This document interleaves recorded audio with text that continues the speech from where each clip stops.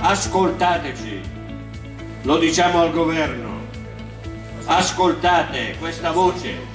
Avere una legge quadro sulla non autosufficienza significa dare una risposta umana a tante persone che stanno male, significa avere a cuore il bene del paese.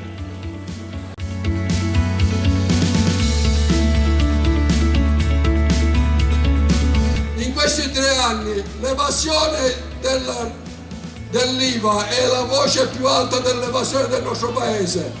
2 anni fa 48 miliardi di evasione dell'IVA, cioè i cittadini, gli utenti pagano l'IVA e poi le imprese, i commercianti non la riversano allo Stato. Noi stiamo lottando per avere un futuro per noi, per i nostri figli e per i nostri nipoti. Noi vogliamo con grande forza la perequazione delle pensioni. 7 anni che i pensionati non hanno